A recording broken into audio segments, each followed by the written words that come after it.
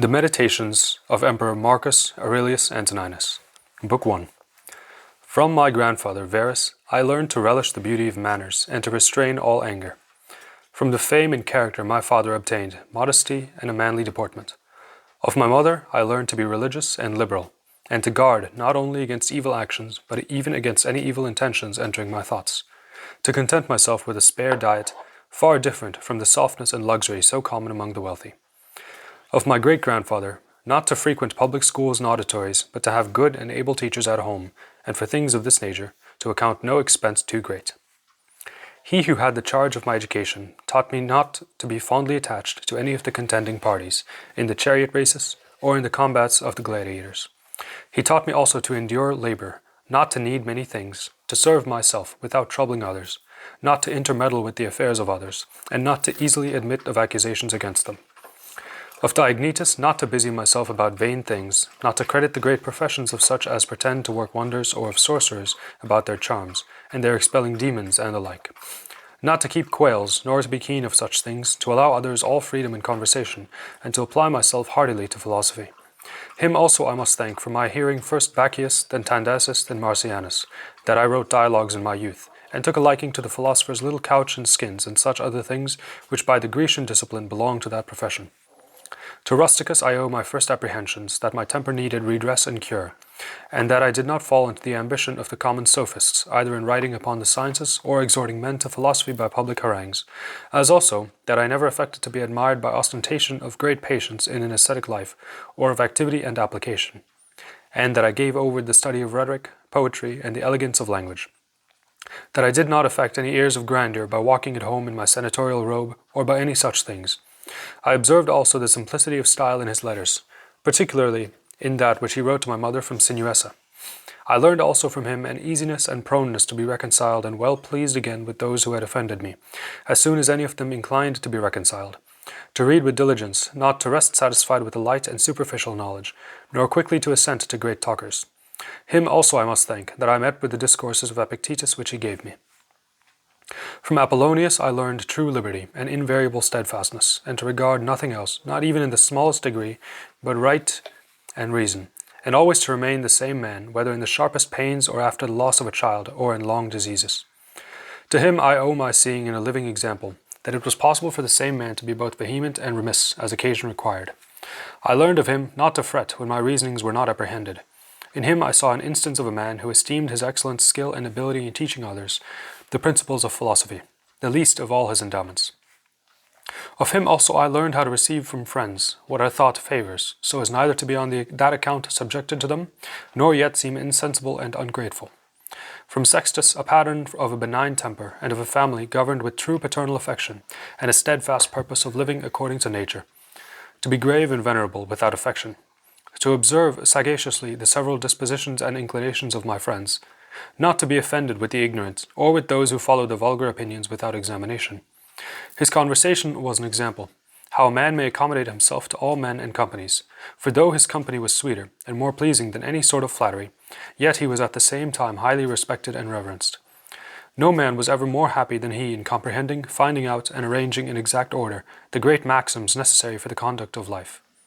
He taught me by his example to suppress even the least appearance of anger, or any other passion, but still, notwithstanding this perfect tranquillity, to possess the tenderest and most affectionate heart, and to be apt to approve and applaud others, and yet without noise, to desire much literature without ostentation. From Alexander the critic, to avoid censuring others, or flouting at them for barbarism, solecism, or any false pronunciation, but dexterously to pronounce the words as they ought, in my answering, approving, or arguing the matter, without taking direct notice of the mistake, or by some other such courteous insinuation. From Fronto, to be sensible how much envy, deceit, and hypocrisy surrounds princes, and that generally those we account nobly born have somehow less natural affection. Of Alexander the Platonist, not often, nor without great necessity, to say or write to any man in a letter that I am not at leisure, nor thus under pretext of urgent affairs to decline or defer the duties which according to our various ties we owe to those among whom we live. Of Catullus, not to contemn any friend's expostulation, though unjust, but to strive to reduce him to his former disposition, freely and heartily to speak well of all my masters, upon any occasion, as it is reported of Domitius and Athenodotus, and to love my children with true affection. From my brother, Severus, to love my kinsmen, and to love truth and justice. To him I owe my acquaintance with Thracius, Helvidius, Cato, Dion, and Brutus. He gave me also the first conception of a republic founded upon equitable laws, and administrated with equality of right, of a monarchic government, which chiefly regards the liberty of the subjects. Of him I learned likewise to maintain a constant, disengaged, and uninterrupted study and esteem of philosophy, to be bountiful and liberal in the largest measure, always to hope the best, and to be unsuspicious about the affections of my friends.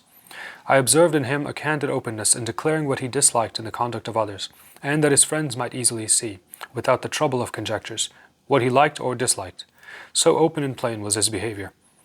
From Claudius Maximus, in all things to have power over myself, and in nothing to be hurried away by any passion, to be cheerful and courageous in all sudden accidents, as in sickness, to have an easy command of my own temper,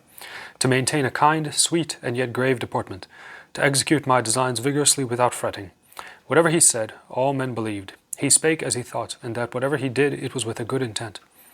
He taught me not to be easily astonished or confounded with anything, never to seem in a hurry, nor yet to be dilatory or perplexed, without presence of mind, or dejected, fretful, angry, or suspicious, and to be ready to do good to others, to forgive and to speak truth, and in all this to appear rather like one who had always been straight and right, than ever rectified or redressed. Nor was there any who thought himself undervalued by him,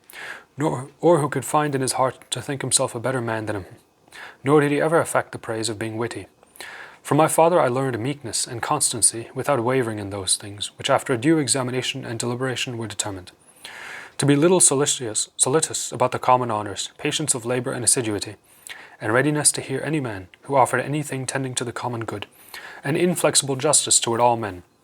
a just apprehension when rigour and extremity, or when remissness and moderation were in season, abstinence from all impure lusts, and a sense of humanity toward others. Thus he left his friends at liberty, to sup with him or not, to go abroad with him or not, as they inclined. And they still found him the same, after their affairs had hindered them to attend him. I learned of him accuracy and patience of inquiry in all deliberations, in council. He never quitted the search, satisfied with the first appearances. I observed his zeal to retain his friends, without cloying them, or showing any foolish fondness, his contentment in every condition, his cheerfulness, his forethought about very distant events, his exact care even about small matters, without noise, how he restrained all acclamations and flattery, how vigilantly he observed all things necessary to the government, and managed accurately the public revenue, and bore patiently the censures of others about these things, how he was neither a superstitious worshipper of the gods, nor an ambitious pleaser of men, nor studious of popularity, but sober in all things, steadfast, well skilled in what was honourable, never affecting novelties. As to these things which are subservient to ease and conveniency, of which his fortune supplied him with great affluence, he used them without pride, and yet with all freedom, enjoyed them without affectation when they were present, and when absent he found no want of them. He was not celebrated, either as a learned, acute man, or one of a sharp wit, or as a great declaimer, but a wise, experienced, complete man, one who could not bear to be flattered, able to govern both himself and others. I further observed the great honour he paid to all true philosophers, without upbraiding those who were not so, his sociableness, his gracious and delightful conversation without cloying, his regular, moderate care of his body, neither like one desirous of long life, or over-studious of neatness and elegancy, and yet not as one who despised it. Thus, through his own care, he seldom needed any internal medicines, or outward applications, but especially how ingeniously he would yield without envy to any who had obtained any peculiar faculty, as either eloquence, or the knowledge of the laws, or of ancient customs, or the like, and how he concurred with them strenuously, that every one of them might be regarded and esteemed for that in which he excelled. And although he observed carefully the ancient customs of his forefathers, yet it was without ostentation. Again, how he was not fickle and capricious, but loved to continue both in the same place and businesses, and how after his violent fits of the headache, he returned fresh and vigorous to his wonted affairs. Again, that he neither had many secrets, nor often, and such only as concerned public matters. His discretion and moderation in exhibiting of shows for the entertainment of the people, in public buildings, largesses, and the like. In all these things he acted like one who regarded only what was right and becoming in the things themselves, and not the applauses which might follow. He never bathed at unseasonable hours, had no vanity in building, was never solicitous either about his meat, or about the nice workmanship and colour of his clothes, or about the beauty of his servants. His apparel was plain and homely, such as that he chose to wear at Lorium, cloth made at Lunuvium and at Tusculum. He wore a short cloak, sometimes making apologies for the plainness of his dress. His conversation was far from any inhumanity or incivility or impetuosity, never doing anything with such keenness that one could say he was sweating about it. But on the contrary, in all things he acted distinctly as at leisure, without confusion, regularly, resolutely, and gracefully. A man might have applied that to him which is recorded of Socrates, that he knew both how to abstain from or enjoy those things, in want whereof most men show themselves weak, and in the fruition intemperate. He remained firm and constant in both events, with a just self-government, and showed a perfect and invincible soul, such as appeared in him during the sickness of Maximus. To the gods I owe my having good grandfathers and parents, a good sister, good masters, good domestics, affectionate kinsmen and friends, and almost all things good, and that I never through haste and rashness offended any of them, though I had such a temper as might have led me to it, had occasion offered. But by the goodness of the gods, no such concurrence of circumstances happened as could discover my weakness, that I was not long brought up with my father's concubine, that I retained my modesty, and refrained from all venereal enjoyments, even longer than was necessary, that I lived under the government of such a prince and father, who took away from me all pride and vainglory, and convinced me that it was not impossible for a prince to live in a court, without guards, extraordinary apparel, torches, statues, or such pieces of state and magnificence, but that he may reduce himself almost to the state of a private man, and yet not become more mean or remiss in those public affairs, wherein power and authority are requisite. That I have had such a brother, as by his disposition might stir me up to take care of myself, and yet by his respect and love delighted me. That my children wanted not good natural dispositions, nor were distorted or deformed in body. That I was no great proficient in the studies of rhetoric and poetry, and in other faculties which might have engrossed my mind, had I found myself successful in them. That I prevented the expectations of those by whom I was brought up in promoting them to the places and dignities they seemed most to desire. That I did not put them off in the common way with hopes and excuses that since they were but young I would do it hereafter. I owe to the gods that ever I knew Apollonius, Rusticus, and Maximus, that I have had occasion often and effectually to meditate with myself and inquire what is truly the life according to nature, so that as for the gods and such suggestions, helps and inspirations, as might be expected from them, I might have already attained to that life which is according to nature, and it was my own fault that I did not sooner, by not observing the inward motions and suggestions, yea, and almost plain and apparent instructions of the gods, that my body in such a life hath been able to hold out so long, that I never had to do with Benedicta and Theodotus, yea, and afterwards when I fell into some foolish passions, that I was soon cured, that having been often displeased with Rusticus, I never did anything to him, for which afterwards I had occasion to repent. That since it was my mother's fate to die young, she lived with me all her latter years, that as often as I inclined to succor any who were either poor or fallen into some distress,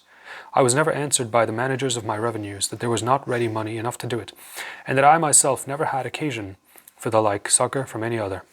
That I have such a wife, so obedient, so loving, so ingenious, that I had choice of fit and able men to whom I